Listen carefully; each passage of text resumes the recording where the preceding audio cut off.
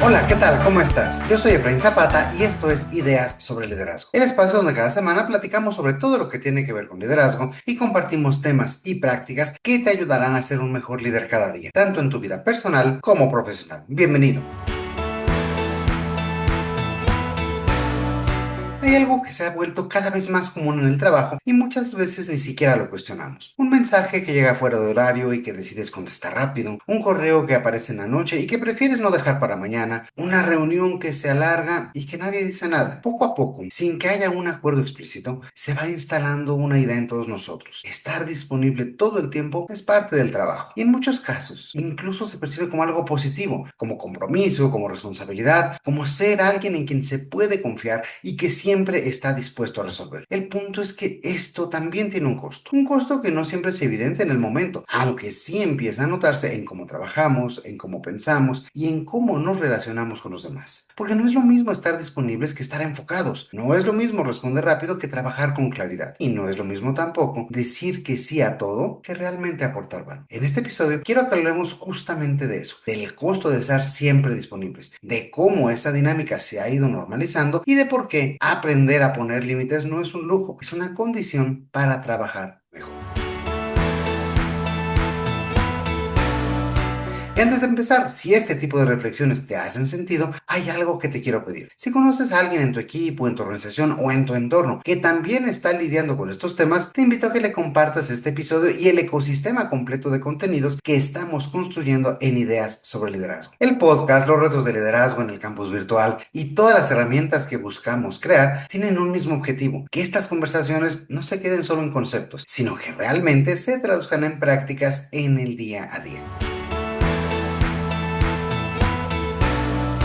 Es importante ver cómo la disponibilidad constante se ha ido normalizando. Piénsalo así, hace poco esto no era de esta manera. Hace algunos años el trabajo tenía límites mucho más claros. Es cierto que no necesariamente más ligeros, también había trabajo a deshoras, pendientes, etcétera, pero sí eran límites más definidos, es decir, la jornada terminaba. Y en la mayoría de los casos realmente terminaba. Si alguien necesitaba algo urgente, había formas específicas de hacerlo saber. Y lo urgente en general sí era urgente. Hoy el tono y el entorno laboral es distinto. La tecnología nos dio algo muy valioso: velocidad y conexión. Podemos coordinarnos mejor, resolver más rápido, estar en contacto con equipos que están en distintos lugares, incluso en distintos usos horarios. Así que el problema no es la tecnología, el problema es lo que hemos construido alrededor de ella, porque poco a poco empezamos a confundir disponibilidad con compromiso. Responder rápido se volvió sinónimo de responsabilidad y estar conectado todo el tiempo empezó a verse como señal de ser profesional, entre comillas. Y sin darnos cuenta, se fueron diluyendo todos estos límites. Hoy puedes recibir un mensaje en cualquier momento, un correo te puede llegar a cualquier hora, una solicitud rápida puede aparecer cuando ya habías cerrado tu día. Y piénsalo de la siguiente manera: también tú, cuando envías un WhatsApp, un mensaje, un correo, estás al pendiente para ver que te respondan lo más pronto posible. Y lo interesante alrededor de esto es que muchas veces no hay una instrucción directa, una política, un proceso que diga tienes que responder ahora. Aún así, la expectativa está ahí. Es una expectativa silenciosa que se construye con pequeñas señales. Por ejemplo, cuando alguien responde a las 11 de la noche, cuando un jefe envía mensajes fuera de horario de forma constante, cuando las urgencias se vuelven parte de la rutina. Y entonces empieza a pasar algo interesante. Lo que antes era una excepción se vuelve la normalidad. ¿Y cómo sabes? Lo normal deja de cuestionarse. Entonces, trabajar fuera de horario ya no sorprende. Responder en fines de semana ya no incomoda. Estar siempre disponibles se vuelve parte del estándar, aunque nadie lo haya definido así.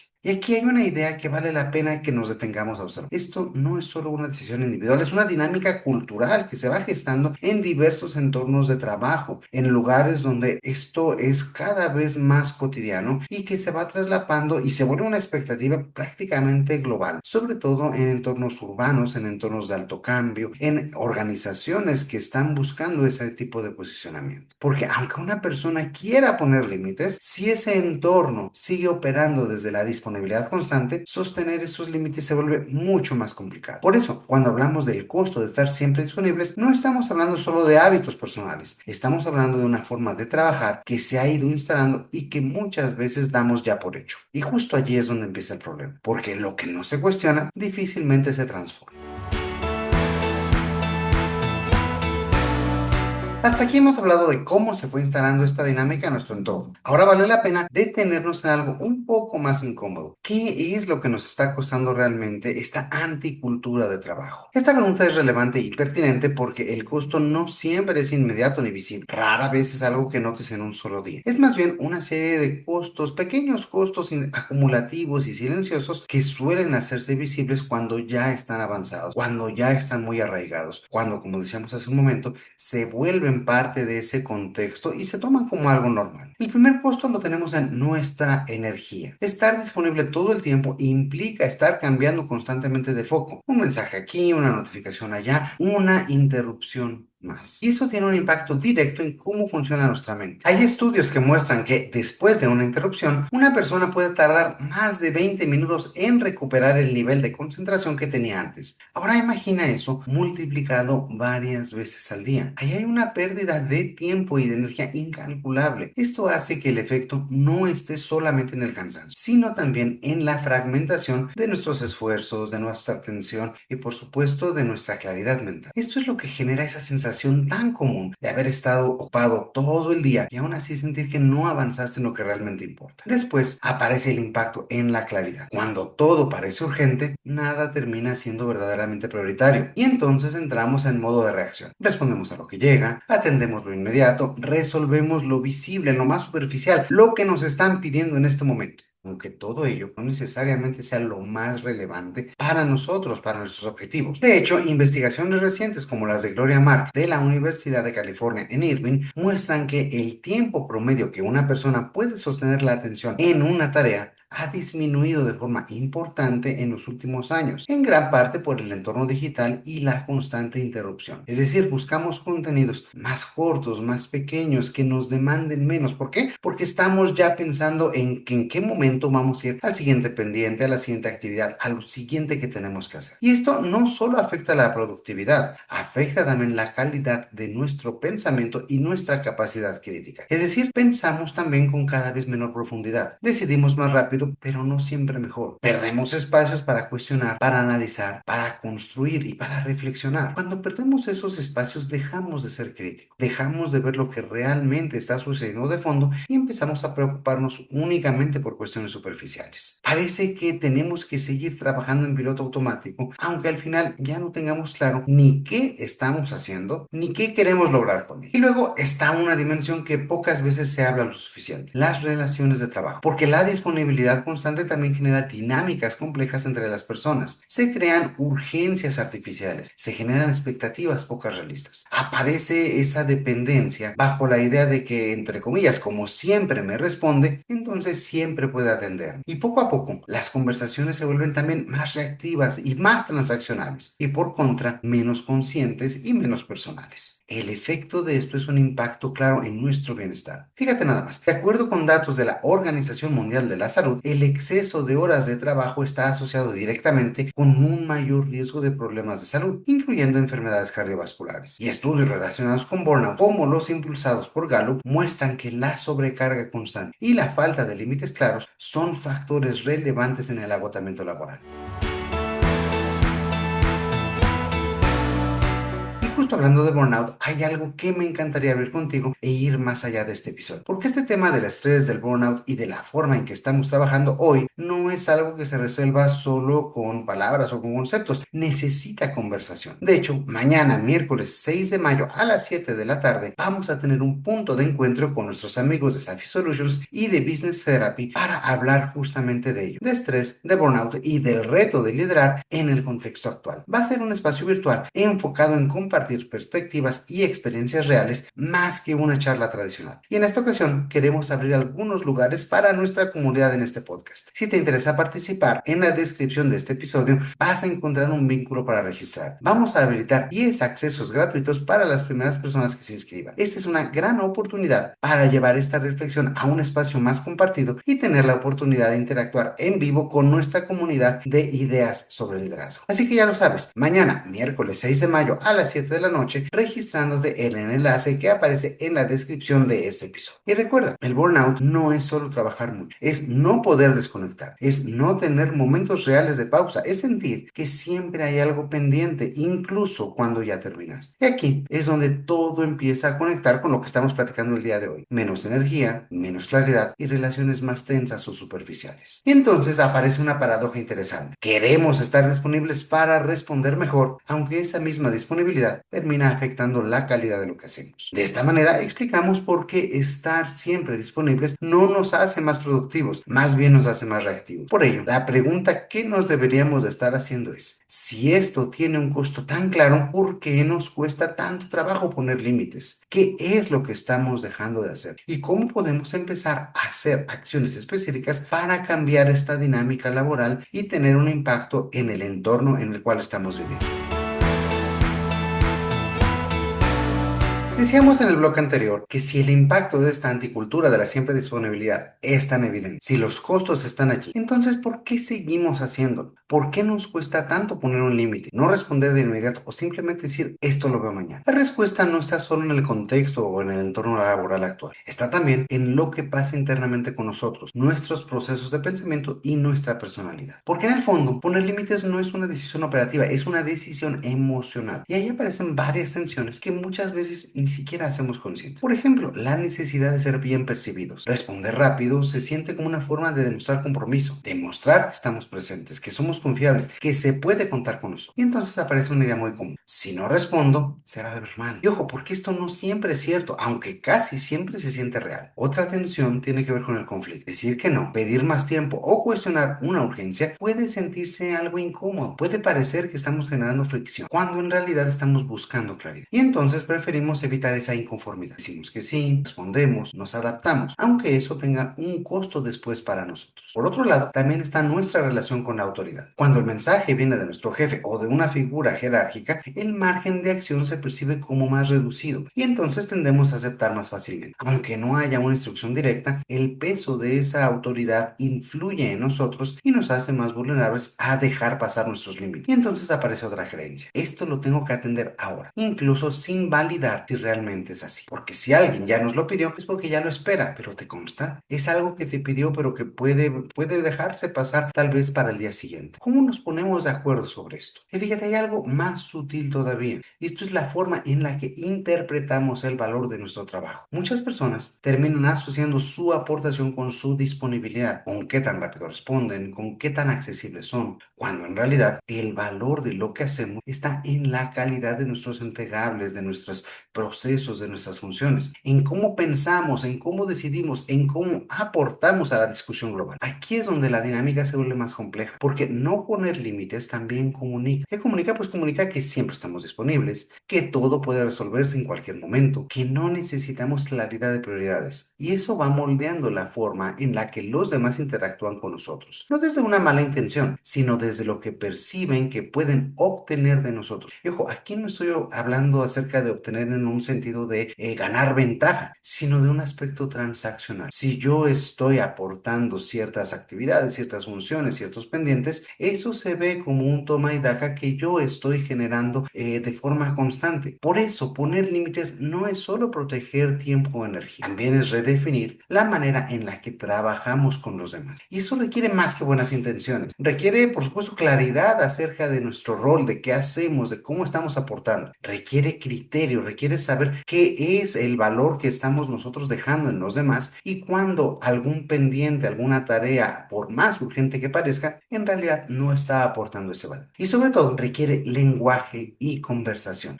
porque una cosa es querer poner un límite y otra muy distinta es saber cómo hacerlo sin generar fricciones innecesarias. Justo allí es donde podemos empezar a entender los límites no como una barrera, sino como una herramienta de liderazgo que nos ayuda a ser más efectivos y posicionarnos mejor.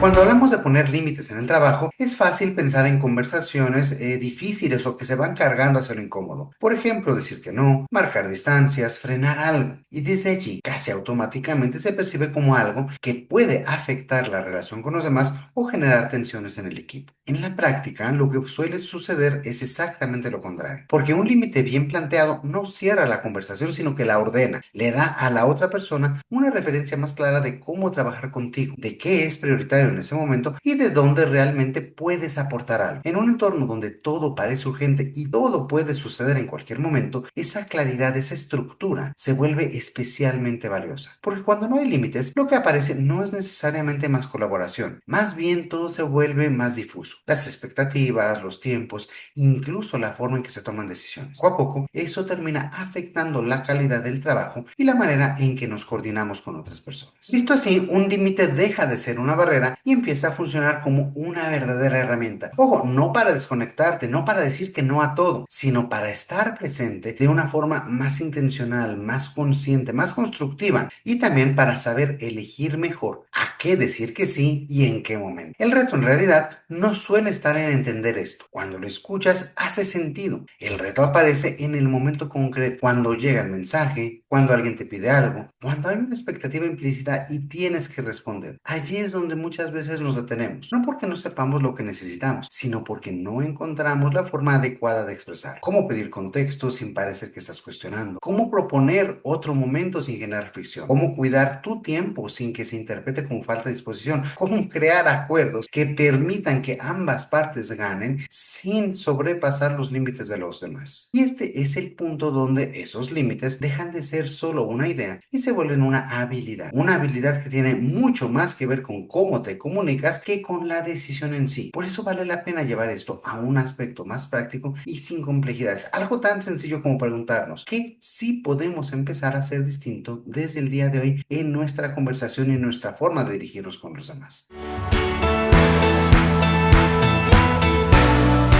Porque definir qué sí podemos hacer no implica cambiar toda tu forma de trabajar de un día a otro, sino de introducir pequeños ajustes que con el tiempo cambian mucho la dinámica. Uno de esos primeros ajustes tiene que ver con hacer visibles las prioridades, porque cuando todo llega al mismo canal y con el mismo nivel de urgencia, es fácil caer en la reacción. Por eso algo tan sencillo como decir, esto lo puedo ver hoy o esto lo tomo mañana por la mañana, empieza a marcar una diferencia, no solo para ti, también para quien está del otro lado, de tal manera que estructuremos mejor qué va primero, qué va después y que podamos establecer de una forma real y concreta cuáles son las prioridades que están realmente agregando valor en este momento. Algo tan sencillo como preguntar, como abrir la conversación y hacer ver que no todo tiene que suceder aquí y ahora, sino que podemos empezar a planear esas actividades y que, como lo hemos dicho muchas veces, cuando todo urge, significa que en realidad no hay prioridades claras. Otro punto importante es pedir claridad cuando todo parece urgente, lo que decíamos hace un momento. En vez de asumir que todo requiere atención inmediata, puedes abrir la conversación. ¿Esto para cuándo lo necesitas? ¿Qué impacto tendría si lo vemos mañana? Porque ojo, esto no es resistencia ni rebeldía, es introducir criterio y dar estructura a la conversación y a la forma de trabajo. Y por otro lado, también ayuda mucho a acordar tiempos de respuesta razonable. No todo tiene que resolverse en minutos. Y cuando empiezas a generar este tipo de acuerdos, aunque sean informales, la dinámica cambia. Las expectativas se vuelven más realistas y la apreciación en todo sentido va bajando. Para esto hay algo más que suele ser muy útil. Diferenciar entre urgencia real y urgencia percibida. Muchas cosas se sienten urgentes en el momento, aunque si se revisan con calma, pueden esperar. Hacer esa pausa, aunque sea breve, ayuda a decidir mejor en qué momento atender cada cosa y sobre todo entender en su intención, en su propósito, para qué se necesita esto ya, de forma urgente, de forma imprescindible. Cuando entendemos eso y cuando hacemos ese tipo de preguntas, podemos ver que a lo mejor sí es importante, pero no necesariamente tiene que resolverse en este momento, porque puede faltar cierta información, porque está pensado para una reunión que no se va a dar sino hasta la próxima semana, porque es algo que solicitó el cliente, pero que le importa ver otras cosas. Y finalmente, algo que atraviesa todo lo anterior, la conversación. ¿Cómo formulas una respuesta? ¿Cómo propones un ajuste? ¿Cómo cuidas el tono? Todo esto es lo que hace que un límite sea percibido como colaboración y no como resistencia, porque no se trata de responder menos, de ser tajantes o de dejar de ser sensibles a las necesidades del otro. Se trata de poner en la balanza también nuestro propio tiempo, nuestros objetivos y nuestras necesidades para dar una respuesta clara, firme y sobre todo respetuosa. Y cuando nos tomamos en cuenta a nosotros mismos es cuando todo empieza a conectarse. Porque estos ajustes, aunque parecen sencillos, no siempre son fáciles de sostener en el día a día, sobre todo cuando hay presión, jerarquía o dinámicas ya muy establecidas. Por eso, más que verlos como tips aislados, vale la pena verlos como parte de una habilidad más amplia, la capacidad capacidad de comunicarnos con claridad, con seguridad, con confianza y sobre todo con criterio.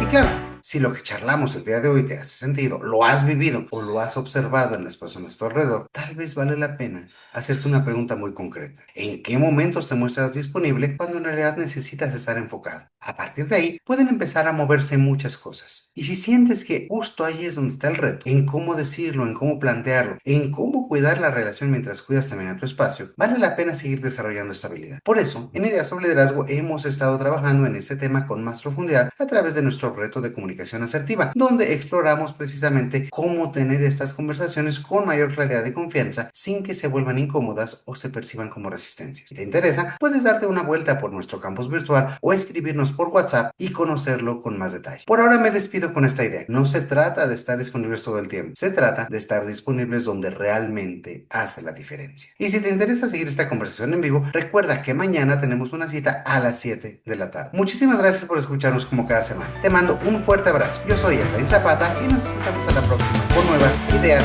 sobre liderazgo. El contenido de este podcast es original de Ideas sobre Liderazgo. La conducción y coordinación general están a cargo de Efraín Zapata. La producción es realizada por Edgardo Bustamante. Ideas sobre Liderazgo es una comunidad orientada a mejorar las prácticas de liderazgo y desarrollo de las personas y sus organizaciones.